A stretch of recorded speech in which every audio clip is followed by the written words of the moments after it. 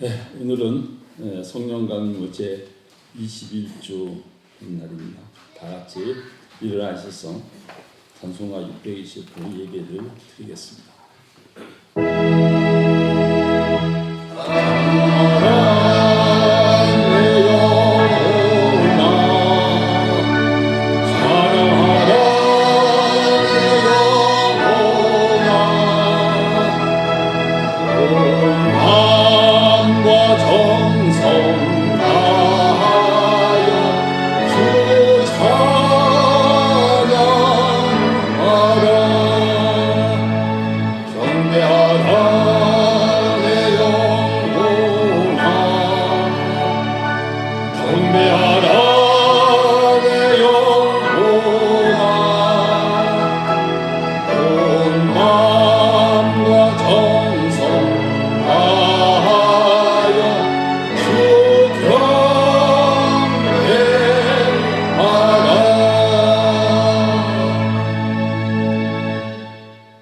사도신경으로 신앙 고백을 하시겠습니다.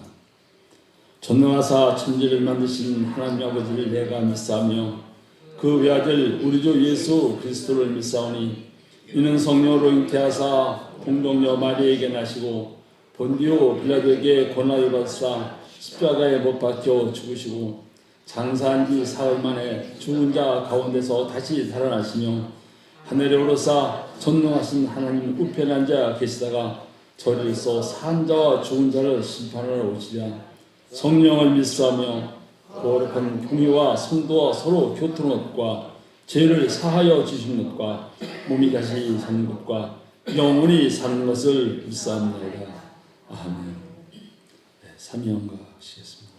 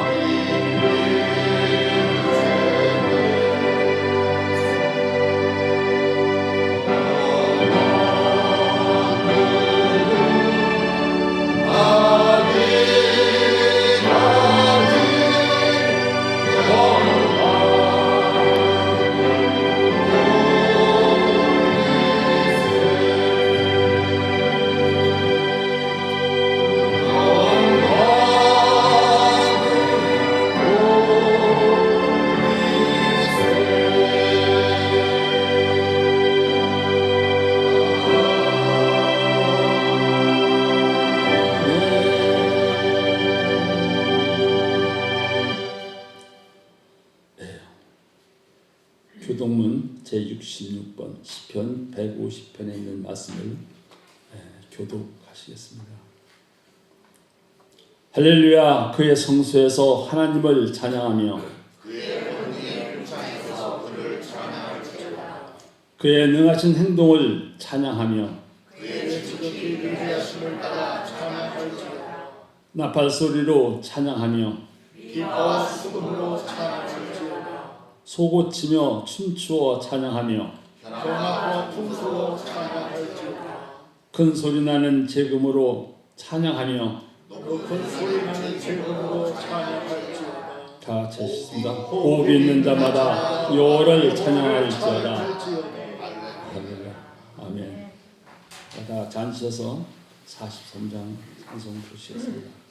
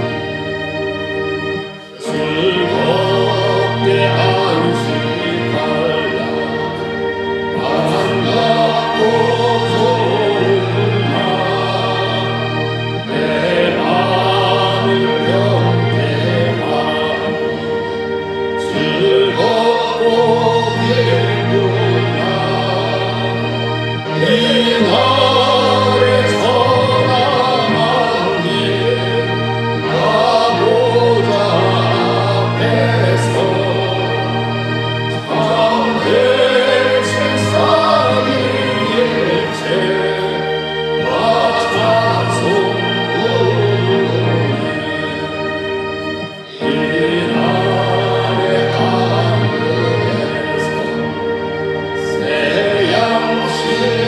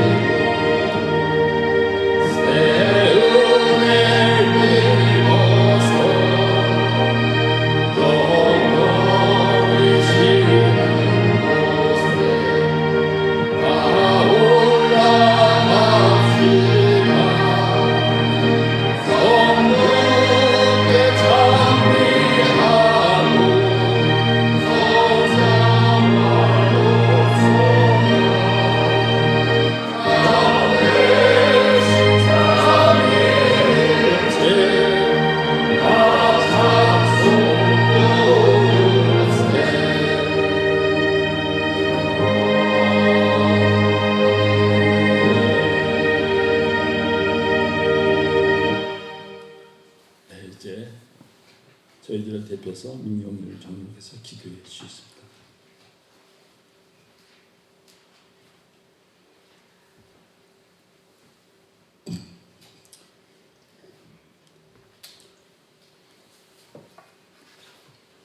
고맙고 감사하신 아버지 하나님, 한 주간 동안도 저희들을 지켜 보살펴 주신 은혜 가운데 무사히 지났사옵고, 오늘 반석의 모든 식구들이 한자리에 모여 예배 드릴 수 있도록 허락해 주신 은혜를 감사드리고 감사드립니다. 하나님, 지난 한 주간 동안 여러 가지 환난과 어려운 중에서도 저희들은 주님을 믿고 사랑한다고 하며 살았지만은 세상의 유혹에 빠져 죄 중에 살았음을 고백합니다. 하나님, 용서하여 주시옵소서. 지금 이 땅에는 코로나19라고 하는 감염병으로 인해서 우리 모두가 서로 만나지도 못하고 또 사회가 분열 상태에 놓여 있습니다. 하나님, 기억하여 주시사 이 민족의 갈 길을 인도하여 주시옵시기를 간절히 바라고 원합니다. 성도들이 만나 예배를 드리고 또 대면해서 하나님께 영광을 돌리는 믿음의 생활을 해야 되겠는데, 하나님, 만날 수도 없고 모일 수도 없는 이런 지경에 와 있어서 참으로 안타깝습니다. 하나님, 사람이 세상에 태어나서 만남이 좋으면 평생을 행복하게 살 수 있고, 잘못된 만남이면 불행하게 산다고 하는 말이 있듯이, 저희들이 태어나서 부모를 만나고 또 형제를 만나고 가족들을 만나 생활하면서 어른을 공경하고 형제간에 우애하며 살아가는 가족 윤리정에서 살아가는 성장하는 저희들이 조금 더 성장하면 선생님 앞에 가서 교육을 받아 지식을 얻게 하고 또 동료들과 만나서 공동체를 통하여 부딪히며 갈고 닦아 인격 도해를 가지고 있는 만남이 우리들의 삶의 형태입니다. 하나님, 이제 저희 성도들은 서로 만나서 친절한 교제를 나누며 성경을 읽고 상고하고 기도하면서 친교를 나누게 될 때 성숙한 믿음의 성도가 되는 성화된 삶의 길을 걷게 되는 이것을 분명히 저희들이 지켜야 할진데, 요즘 이 형태가 저희들의 성숙한 성도가 되기 어려운 지경으로 몰고 가고 있습니다. 안타깝기 그지없습니다. 하나님, 저희들이 만나 교제하며 하나님 말씀을 나누면서 믿음으로 성장하는 이런 믿음의 생활을 할 수 있도록 어서속히 코로나 바이러스를 해방시켜 주시옵시고 자유롭게 만나게 해 주시옵시기를 간절히 바라고 원합니다. 또 이 치료제가 하루속히 개발되어 모든 사람들이 치유받고 건강을 지켜가게 하여 주시옵시기를 간절히 바라고 원합니다. 하나님, 성경에서도 성전 미문에서 불구자가 베드로를 통하여 예수님을 만났을 때에 걷기도 하고 뛰기도 한 기적이 있었으며, 눈먼 맹인이 지나가는 예수님을 외쳐 불러 예수님을 만났을 때 주님께서 무엇을 원하느냐고 했을 때 눈뜨기를 원합니다 하고 소원을 말하니 예수님의 처방을 받아 실로아메가 신을 신었을 때 밝은 눈이 활짝 뜨여진 기적을 볼 수가 있습니다. 하나님, 오늘 우리 성도들도 만나면서 새로운 은혜, 기적이 일어나게 하여 주시옵소서. 성도들이 입원했는데 병원에 찾아가 면회를 할 수가 없습니다. 가족들조차도 면회할 수 없습니다. 이대로 길게 되면 그 성도를 살아생전에 어쩌면 만나볼 수도 없고 헤어지게 되는 경우가 있을지도 모른다고 하는 불안감이 우리를 안타깝고 분통을 터뜨리게 합니다. 하나님 함께하여 주셔서 저희들에게 만날 수 있는 환경을 만들어 주시옵시기를 간절히 바라고 원합니다. 우리 인생 역정에서 가장 큰 행복이라고 하면 하나님을 만나는 만남일 것입니다. 오늘 모든 성도들이 하나님을 만나는 그 기적을 기억하게 하여 주시옵소서. 하나님, 오늘 이 제단에 예배를 드리게 될 때 하나님께서 세워주신 귀한 사자, 그를 통해서 말씀을 대언하실 때에 선포하는 말씀으로 인해서 오늘 이 자리에 참석한 모든 성도들이 예수님을 만나는 기적의 은혜의 시간 되게 하여 주시옵소서. 예수님을 만나는 저희들이 매일매일 복된 삶을 이어가는 삶이 이어지게 하여 주시옵소서. 우리의 삶을 통해서 영원토록 하나님 영광 받아 주시옵소서. 모든 것 허락하여 주실 것을 믿사옵고 예수님의 이름 받들어서 감사드리고 간절한 기도 드립니다. 아멘.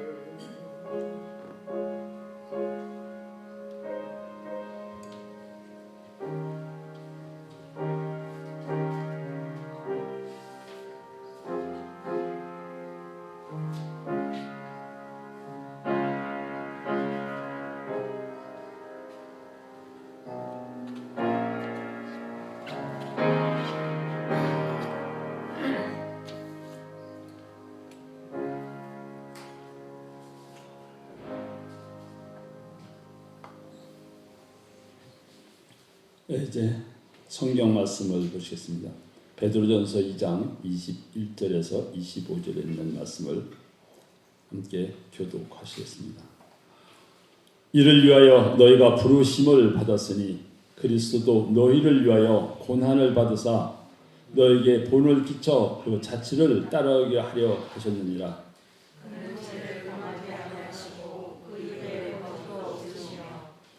욕을 당하시되 맞대어 욕하지 아니하시고 고난을 당하시되 위협하지 아니하시고 오직 긍휼로 심판하시는 이에게 부탁하시며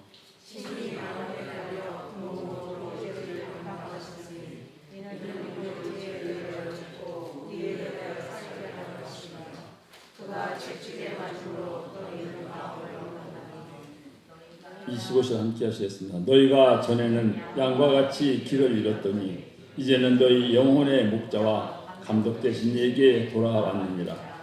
아멘. 네, 이제 이 시간은 우리 찬양이 있겠습니다.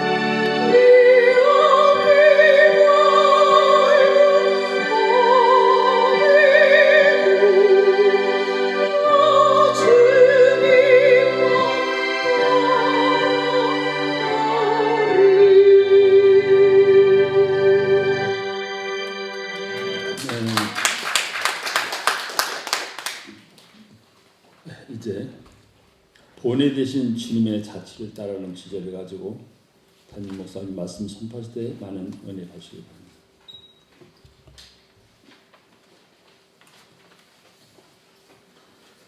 따라하시죠. 나는 행복합니다.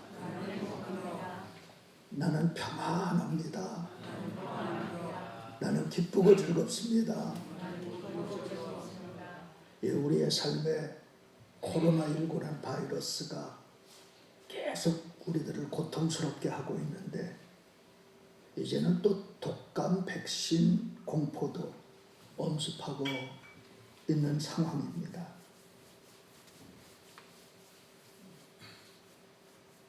정말 이때가 재난의 때라고 하는 그런 생각이 듭니다. 이 재난의 때가 속히 지나가기를 염원합니다. 우리가 처한 다양한 상황 속에서 이럴수록 우리가 주님을 더 신뢰하면서 모든 일에 선한 일이 이루기를 바라야 되겠습니다. 주님의 약속의 말씀 가운데 굳건히 서는 성도 되시기를 주님의 이름으로 축복합니다.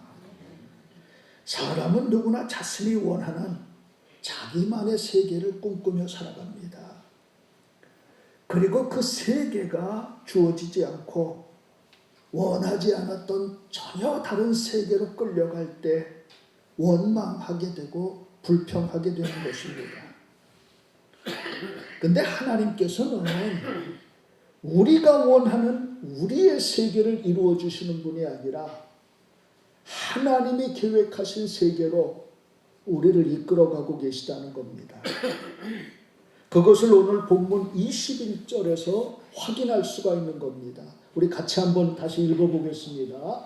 이를 위하여 너희가 부르심을 받았으니 그리스도도 너희를 위하여 고난을 받으사 너희에게 본을 끼쳐 그 자취를 따라오게 하려 하셨느니라. 아멘. 하나님께서 우리를 부르신 이유가 분명히 따로 있다는 겁니다. 그것이 뭐냐? 그리스도이신 우리 주님이 보이신 그 자취를 따라오게 하기 위함이라는 것이지요. 하나님께서 정해놓으신 세계가 있고 그 세계를 살게 하시기 위해서 저나 여러분들 다 불러주셨다는 겁니다. 그 뜻을 이루기 위해서 먼저 우리 예수님께서 십자가를 지셨다는 거지요. 오늘 성경 본문은 우리 예수님께서 구체적으로 어떤 걸 해결하기 위해서 십자가를 지셨는지를 세 가지 말씀하고 있습니다.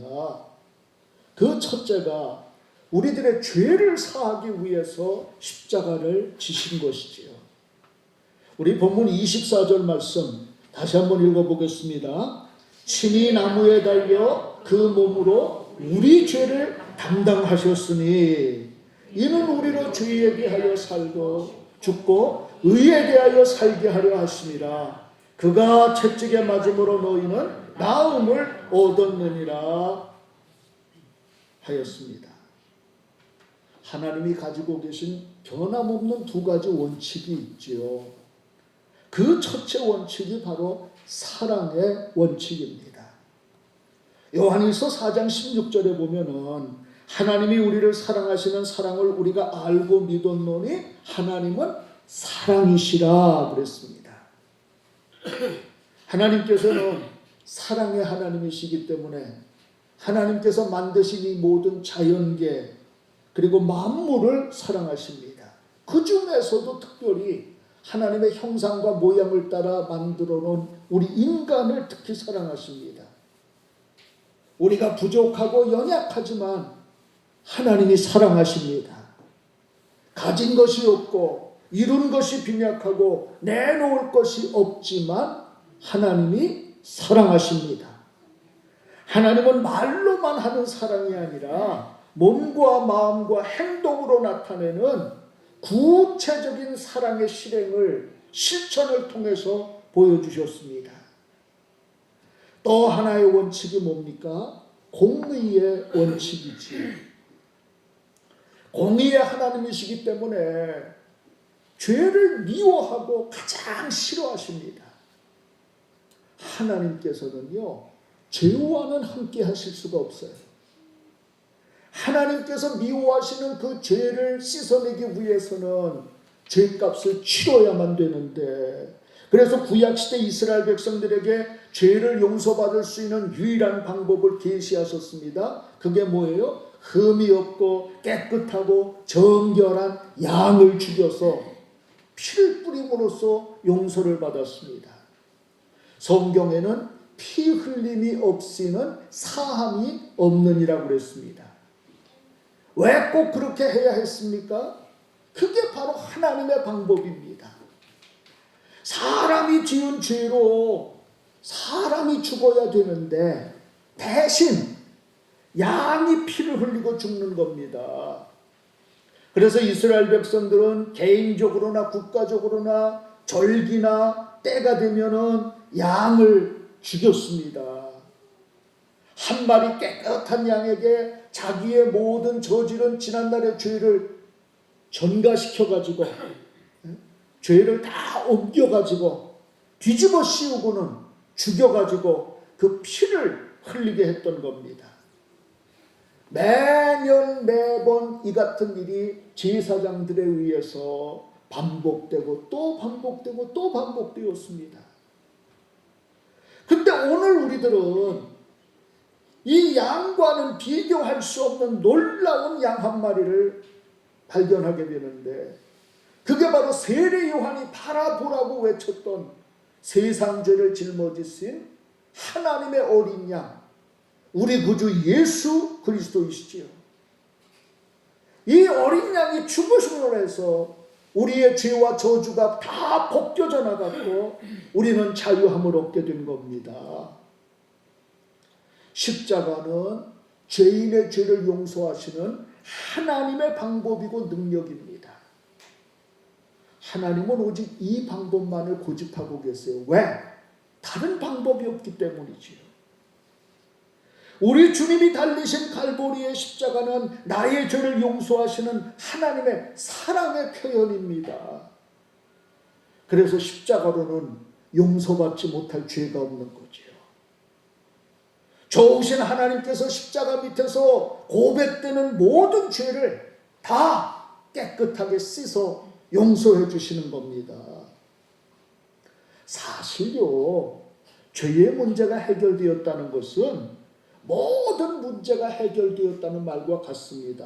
왜냐하면 모든 문제가 죄로부터 시작됐기 때문이지요. 창세기의 기사를 보면은 모든 문제가 죄로부터 왔다는 것을 알 수가 있어요. 아담과 하와가 선악과를 따먹고 난 뒤에 영적인 문제가 찾아오고, 가정의 문제가 찾아오고, 대인관계의 문제가 찾아오고, 환경의 문제가 생겨나고, 건강의 문제, 죽음의 문제 등 온갖 문제가 생겨나기 시작을 했습니다.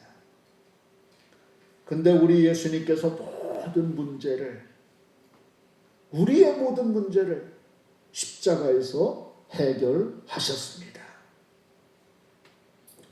노르웨이에 가면은 어느 도시에 양의 교회라는 이름이 붙은 유명한 교회가 있습니다. 이 교회 종탑 밑에는 한 마리의 양이 조형물로 새겨져 있는 것을 볼 수가 있는데, 이렇게 양의 교회로 이름이 붙여진 데는 유래되는 이야기가 있습니다. 이 교회를 처음 세울 때 교회 종탑을 만들기 위해서 꽤 높은 곳에 올라가서 일하던 인부 한 사람이 그만 발을 헛디디는 바람에 미끄러져 떨어지고 말았습니다. 종탑 아래는 단단한 바위였기 때문에 떨어진다는 것은 그만 그 바위와 함께 즉사하는 것을 얘기하는 거지요. 근데 바로 그때 그 밑을 양치기가 이끄는 한 무리의 양떼가 지나가고 있었다고 그럽니다. 일하던 사람들이 저런저런 하고 안타까워하는 동안에 지나가던 양떼 위로 그 인부가 퍽 하고 떨어졌습니다. 사람들이 우리를 몰려들었는데 모두들 걱정스러운 표정으로 수군대고 있는데, 놀랍게도 인부가 아무 일이 없었던 양 그 자리에서 서서히 일어나는 것이었습니다. 그런데 그 인부가 일어난 자리에는 한 마리의 어린 양, 새끼 양이 죽어 있었습니다. 그 교회의 성도들이 사람의 목숨을 대신해서 죽은 그 어린 양을 기념하고 또 기리기 위해서 짓고 있던 교회 이름을 양의 교회라고 이렇게 명명하고 종탑 밑에 그렇게 조형물을 새겨 놓았다고 합니다. 이렇게 대신 희생한 어린 양처럼 우리 예수님께서는 그 몸을 가지고 우리의 죄를 대신 담당하신 겁니다. 사랑하는 성도 여러분, 내 죄가 우리 예수님의 보혈로 다 씻겨졌다는 것을 확신하고 담대하게 살아가시기를 우리 주님의 이름으로 축원합니다. 두 번째는 우리들의 병을 고치기 위해서 십자가를 지신 겁니다. 우리 24절 하반절만 다시 한번 보겠습니다. 그가 채찍에 맞음으로 너희는 나음을 얻었나니 그랬습니다. 우리 주님이 십자가를 지시기 전에 채찍에 몹시 맞으셨는데 그 채찍에 맞으신 이유가 뭔지를 분명하게 말해주고 있는 겁니다. 시편 103편 3절에 보면 그랬거든요. 그가 내 모든 죄악을 사하시며 내 모든 병을 고치시며 그랬습니다. 이 구절은요, 하나님께서 우리에게 베풀어 주신 두 가지 은택을 순서적으로 말하고 있는데, 첫째가 뭐예요? 죄사함의 은총이고 두 번째가 병고침의 은혜를 말하고 있는 겁니다. 그러니까 병고침이라는 게 하나님의 구속의 계획 속에 들어있는 구체적인 내용이죠. 우리들은요, 건강에 대한 믿음, 신유에 대한 믿음을 가지고 살아야 합니다. 우리 예수님께서 2000년 전에 우리 죄를 대신해서 십자가에 달리시기 전에 채찍에 맞으시고는 십자가에 달리셨습니다. 오늘날도 우리의 모든 죄를 가지고 십자가 밑에 오면 모든 죄는 반드시 용서를 받습니다. 마찬가지입니다. 질병의 고통 속에 있는 사람도 마태복음 8장 17절에 기록된 것처럼 우리 연약함을 친히 담당하시고 병을 짊어지셨다는 이 말씀대로의 약속을 믿고 십자가 밑에 나올 때 일체의 예외 없이 치료받을 수가 있다는 거지요. 근데 믿는 성도가 질병에서 치료받지 못한다면 그것은 우리 예수님이 채찍 맞으셨다는 이 약속, 이 말씀을 갖다가 무효로 만드는 것과도 같이 되고 말 겁니다. 우리가 조금 전에 시편 103편 3절에서 봤잖아요. 죄악을 사하시는 게 먼저고 그 다음에 따라오는 게 뭐예요? 내 모든 병을 고치시며 그랬지 않습니까? 그러니까 죄 사함을 받으면 병 고침의 은혜가 따라온다 이 말이에요. 복음서를 보더라도 우리 예수님께서 병자들을 치료하실 때 병이 나을지어다 말씀하지 않았습니다. 마가복음 2장 5절에도 보면 우리 예수님께서는 작은 자야 내 죄 사함을 받았느니라 말씀하신 걸 보게 됩니다.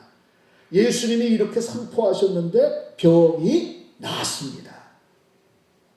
오늘 주님 앞에 나온 여러분들이 죄의 문제가 깨끗이 해결되고 죄의 문제가 깨끗이 해결됨으로 말미암아 이어지는 하나님의 치유의 은혜가 함께 하시기를 바랍니다. 신경통이든 관절염이든 무슨 질병이든 간에 세포가 춤추듯 살아나는 역사가 나타나고 영혼이 내 몸이 깃털처럼 가벼워져 날아갈 듯 가벼워지는 그런 은총을 입게 되시기를 주님의 이름으로 축원합니다. 우리들의 몸과 마음에 치유가 있어야 합니다. 어떤 사람은요 이런 얘기를 해요. 이런 치유의 은혜는 기독교 복음이 막 전파될 때 초기에나 2000년 전에나 필요했던 은사니까 이제는 복음이 정착됐기 때문에 더 이상 필요치 않으니까 사라졌다고 이렇게 주장하는 사람이 있습니다. 그러니까 치병의 은사가 신약 시대에만 국한된 거지. 최초의 전도자들이 주의 일 하려니까 필요했던 거지. 지금은 필요 없는 시대가 됐다고 이렇게 얘기하는 사람도 있습니다. 여러분 과연 그렇습니까? 신유의 은사가 과연 사라졌습니까? 사도시대로 마감이 됐습니까? 과연 그럴까요? 고린도전서 1장 17절과 18절에 보면 이렇게 말씀하고 있어요. 우리 같이 한번 읽어보겠습니다. 그리스도께서 나를 보내심은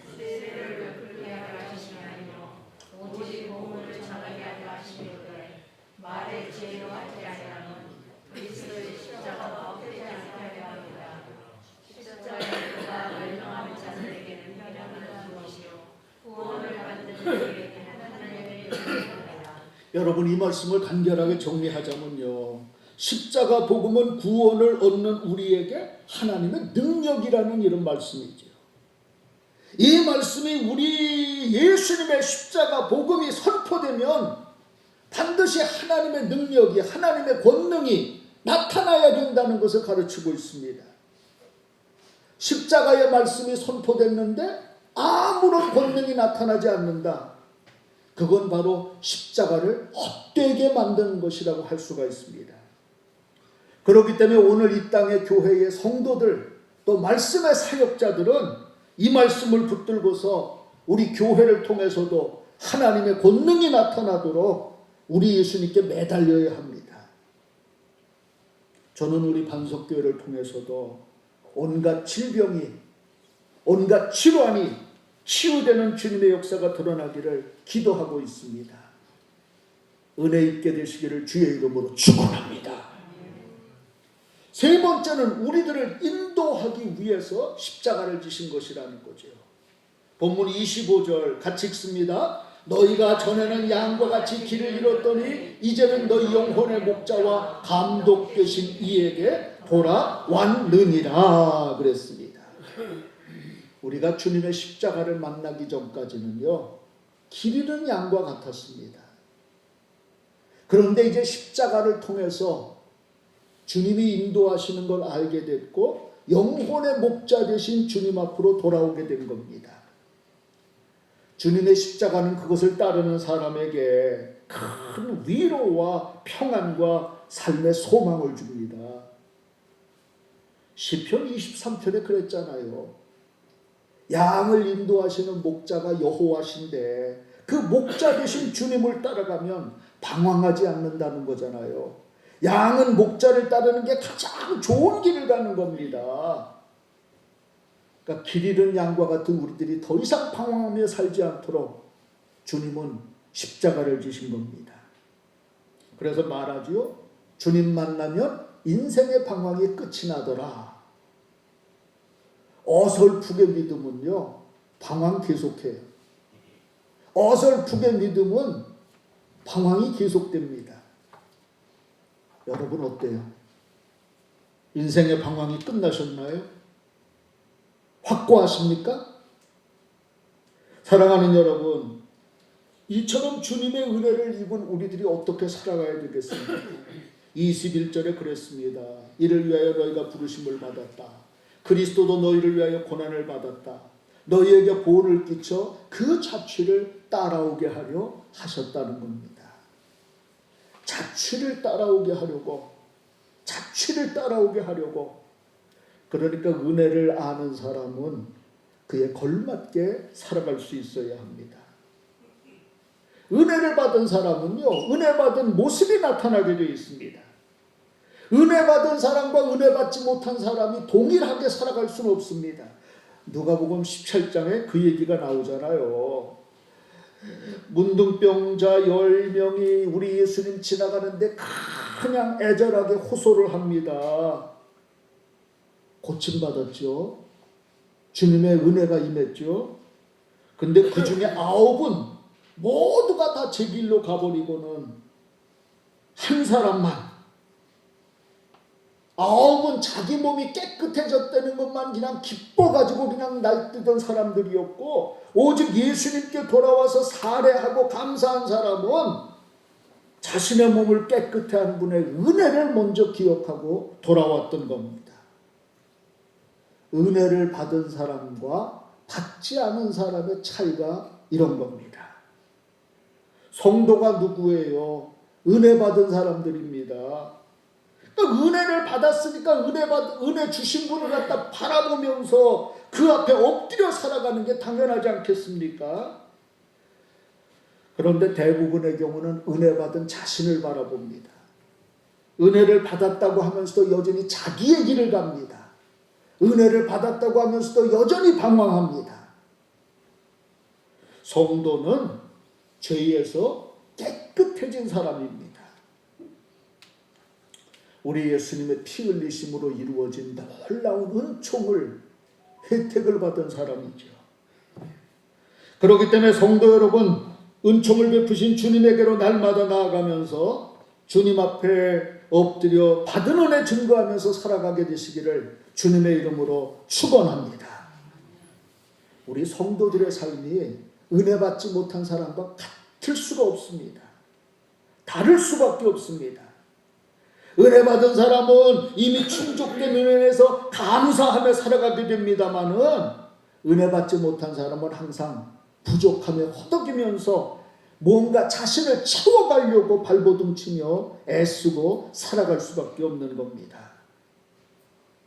은혜 받은 성도가 본이 되신 예수님의 자취를 따라 살아가게 됩니다. 구원받았으니까, 새 생명 얻었으니까, 천국 백성 됐으니까 인생을 허투루 낭비할 수가 없는 거지요.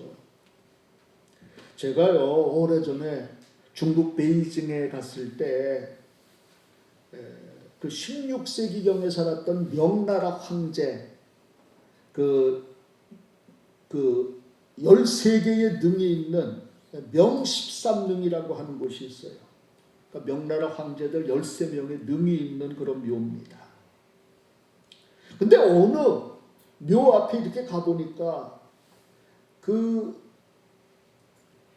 아주 그냥 능 앞에 커다란 비석이 있는데 앞에는 신정현 황제 진흥이라고 이렇게 쓰여 있는데 그 뒷면을 보면 이 황제가 무슨 업적을 남겼는가 이렇게 보면은 아무런 기록이 없이 그냥 맨질맨질한 걸 볼 수가 있습니다. 가이드가 그렇게 얘기를 해요. 이 사람은 황제가 돼서 아무것도 한 일이 없대요. 백성을 위해서 뭐 한 가지라도 한 일이 없다는 거예요. 그래서 기록에 남길 만한 게 없으니까 그냥 비석 뒷면에 그냥 맨질맨질하게 그냥 내버려 뒀다는 겁니다. 모르긴 몰라도 매일 밥은 먹었겠잖아요. 매일 잠잤을 겁니다. 똑같이 우리와 마찬가지로 하루가 24시간이었고 1년이 365일이었을 겁니다. 근데 기록에 남길 만한 일이 한 가지도 없었다는 겁니다. 그 중국이라고 하는 큰 나라, 명나라를 다스리면서도 아무런 업적이 없었다는 겁니다. 지하에 내려가 보니까요, 그 왕을 이렇게 모셨던 석관이 있어요. 거기에는 왕의 해골이 있죠. 그 옆에는 황후 두 사람이 해골이 같이 있습니다. 거대한 명나라 황제로 있으면서도 아무런 업적도 없이 그러고서는 해골 덩어리만 남아있는 것을 보았습니다. 여러분, 우리는 명나라 황제도 부럽지 않은 지위를 얻은 사람들입니다. 하나님께서 택해 주신 삶이 아닙니까? 하나님으로부터 구원 얻은 삶이 아닙니까? 우리 인생의 가치가 세상 사람들과 다른 겁니다.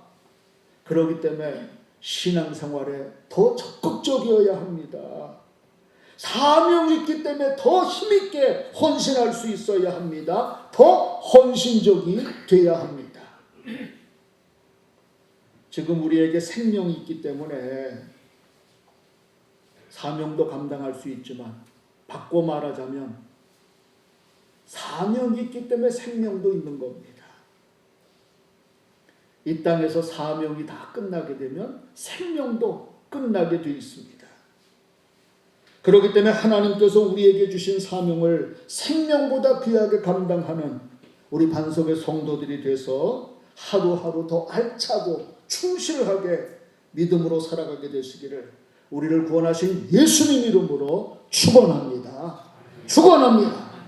찬양하겠습니다.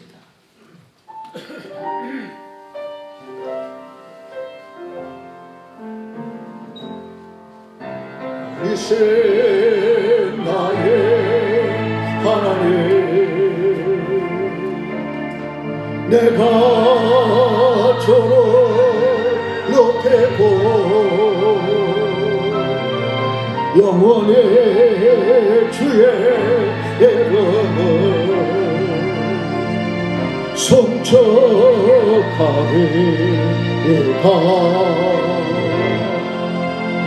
왕이신 나의 하나님, 내가 저렇게고 영원의 주의 이름을 성적하리이다.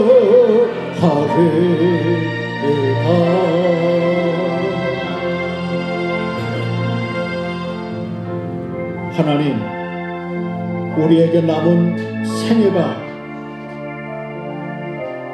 사명에 합당하게 충성되게 하여 주시고 알차게 하여 주옵소서. 알 수는 없지만 분명 하나님이 주신 사명이 있기에 아직도 생명 있는 줄로 믿습니다. 믿음으로 살아갈 수 있게 도와주옵소서. 헌신하며 살게 도와주옵소서. 충성되게 하여 주옵소서. 예수님의 이름으로 기도 올립니다. 아멘. 준비하신 헌금 드리도록 하겠습니다.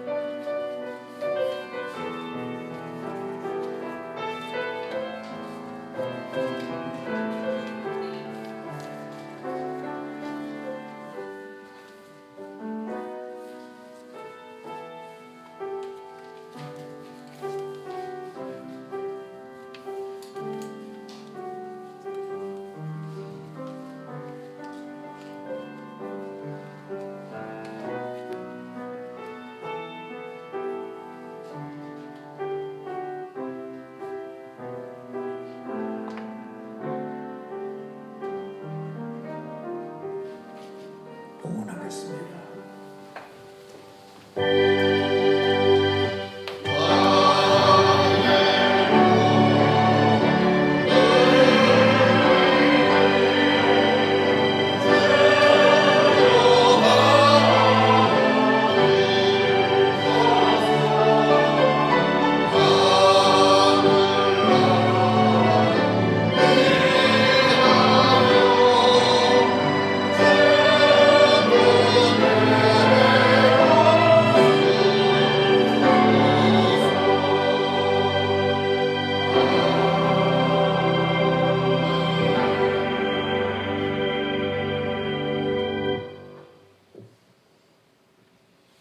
사랑의 하나님을 찬양합니다.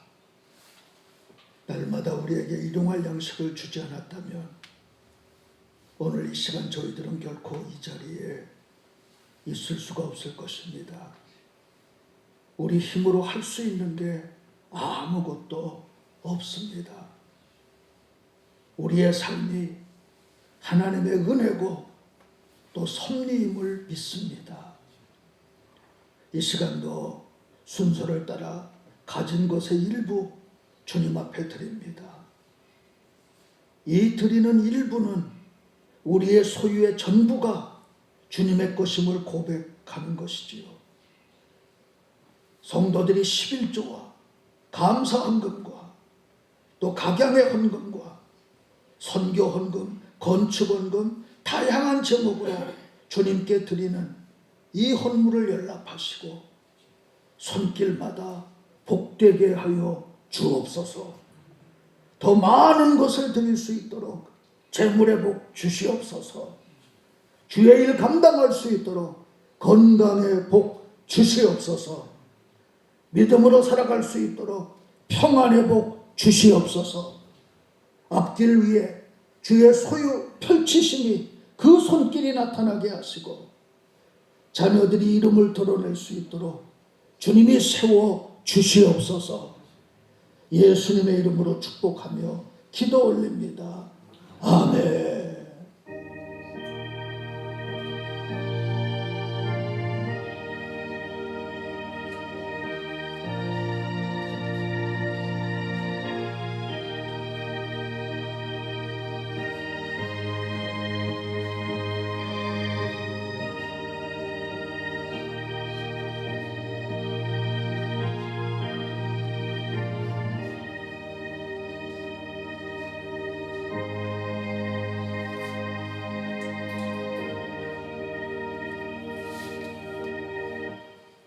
옆 사람과 인사 나누십시오. 사랑의 예수님 우리와 함께 하십니다.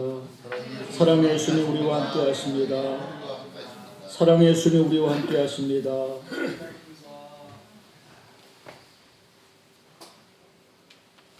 사랑의 예수님이 우리와 함께 하시고 또 여러분들을 돌보시는 줄로 믿고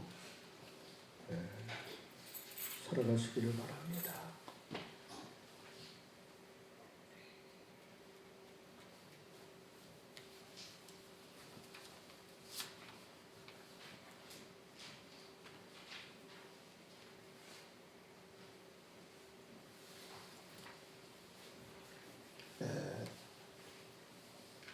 아무도 예측하지 못했던 그런 재난의 때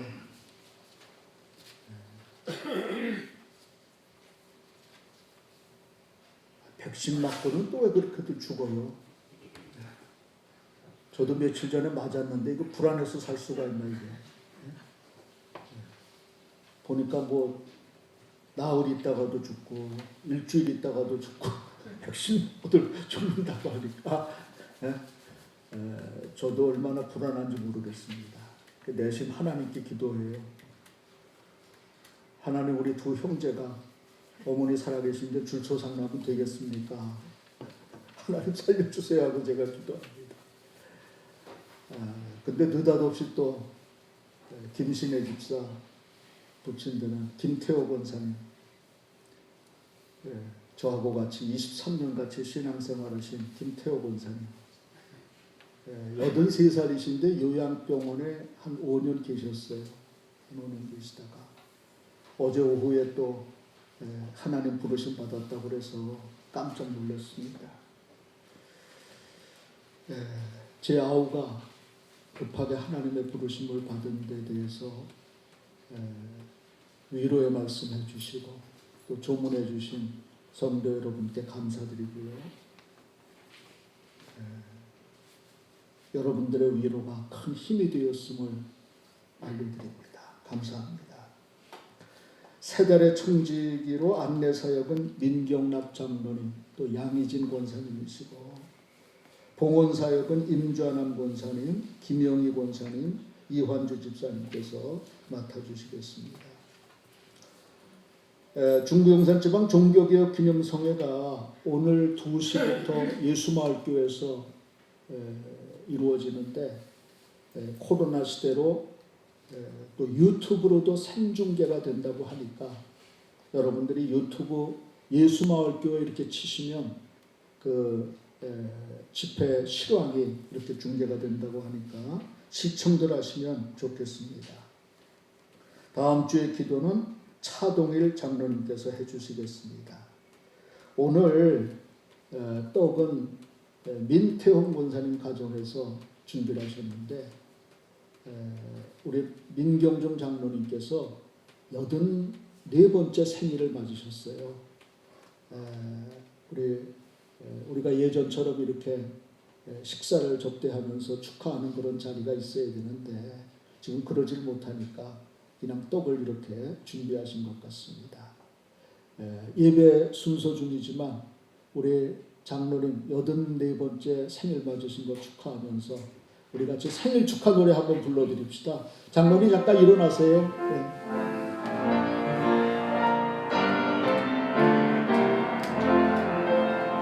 생일 축하합니다. 생일 축하합니다. 사랑하는 장로님 생일 축하합니다. 축하합니다. 장로님 건강하세요. 우리 장로님이 아주 건강하셔서 이렇게 늘 교회 앞자리 채워주시는 모습 볼 때마다 얼마나 마음이 든든한지 모르겠습니다. 늘 건강하시기를 축복합니다. 네. 이제 우리 찬송가 321장 드리고 네. 예.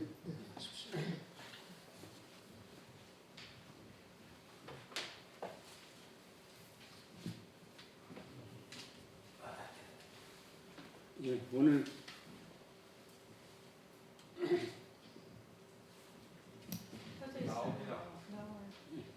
오늘 오래간만 나오신 분들 계셔서 건강하게 이렇게 뵙게 되니까 반갑습니다. 고맙습니다. 제가 이를 뽑아서 말이 세가지고 발음이 정확하지 않은 거 용서하시기 바랍니다. 예.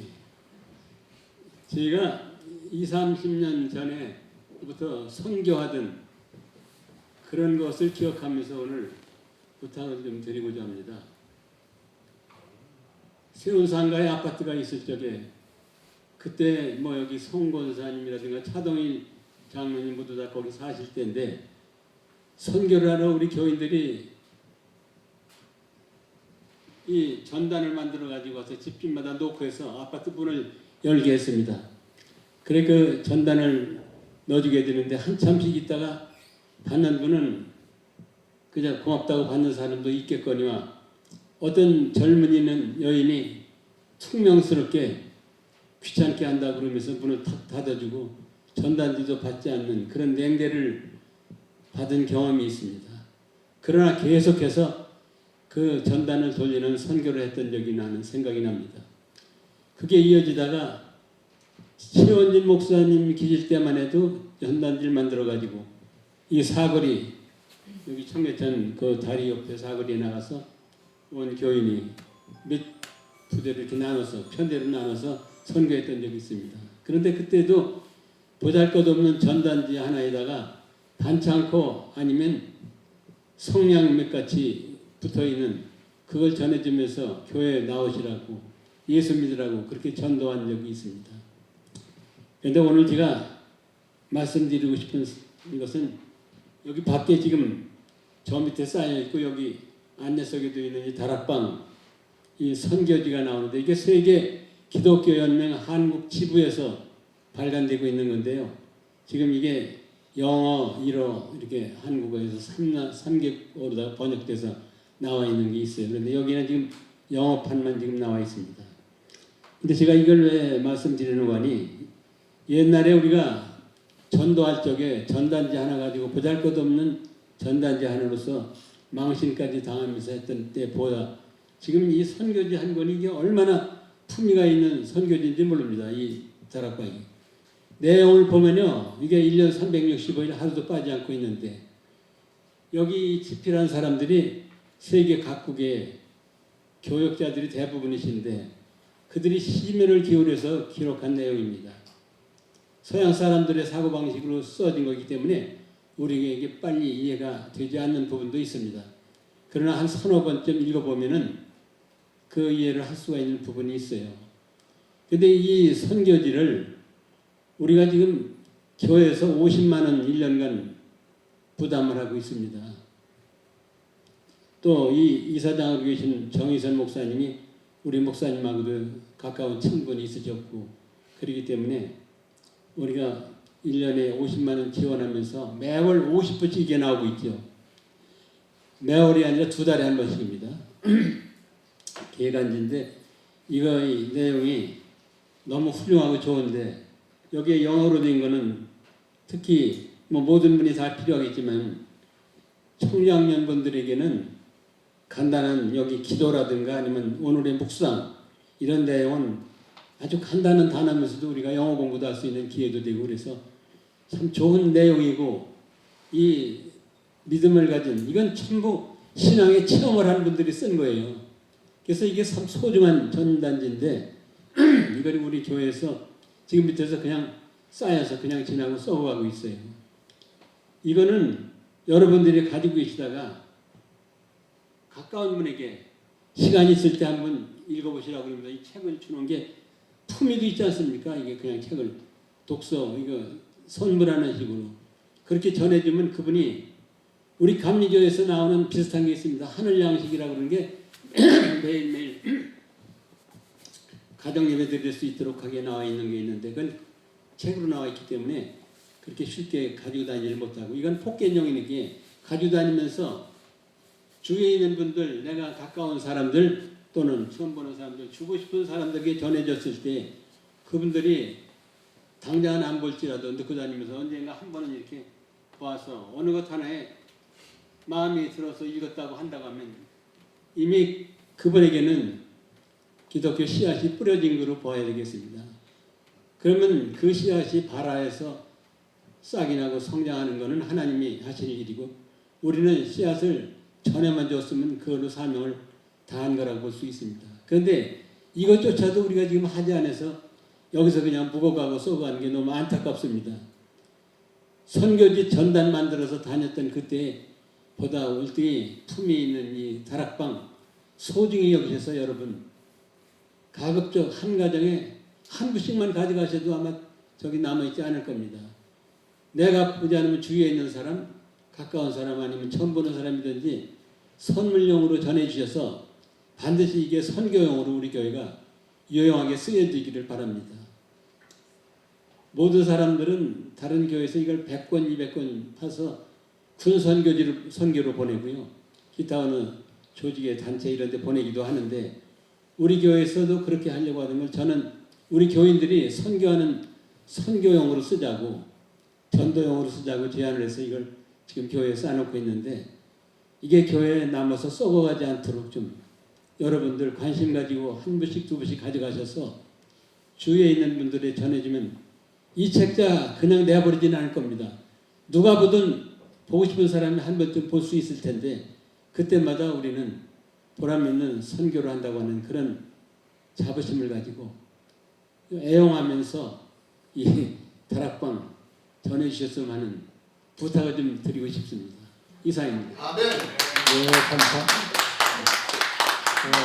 한쪽은 영어로 원문되어 있고요. 한쪽은 또 이제 번역한 한글로 이렇게 되어 있기 때문에 우리 중고등학생들, 또 대학생들, 또 청장년들 여러분들이 그냥 전해주시면 읽어보시라고 전해주시면 영어 공부하는데도 도움이 되고 관심 있는 이런 사람들에게 호감을 줄 수 있는 그런 전도 문서니까 잘 여러분들이 활용하시면 좋겠습니다. 오래전부터 조동일 장로님하고 민경종 장로님 두 분이 후원이사로 이렇게 다락방 보급에 애쓰시고 계신데 우리 반석교회 성도 여러분들이 잘 활용하시면 아마 좋으리라 생각합니다. 감사합니다. 이제 찬송가 321장 들고 축도하겠습니다.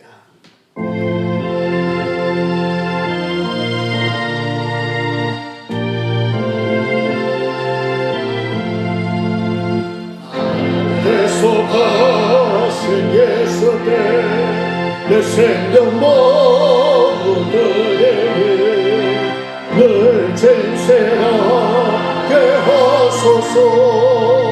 내 구주 예수여, 나 구주 위에 살리라. 내 기쁨 한량없으리. 내 발길을 인도하소서. 내 구주 예수여, 날 구원하신 예수로 일평생 얼지하오니 날 영접하여 주소서. 내 구주 예수여, 나 구주 위에 살리라. 내게 고마야 없으리. 내 발길을 인도하소서. 내 구주 예수여, 주 십자가에 달리사 날 자유하게 했으니 내 몸과 마음을 주 위에 다스게 하소서. 나 구주 위에 살리라. 내게 고마운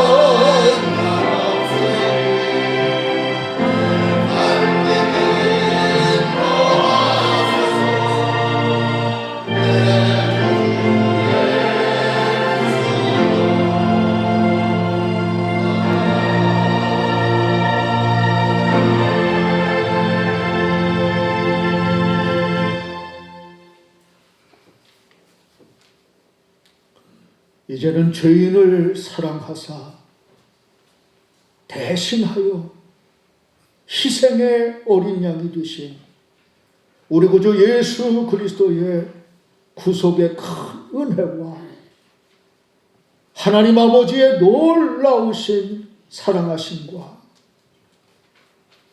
오늘도 주님 앞에 나와 주의 말씀을 들은 심령 위에 큰 감화와 변화를 일으키시는 성령님의 역사하심이 이제로부터 영원토록 성도들 가운데 함께 하시기를 간절히 축원하옵나이다.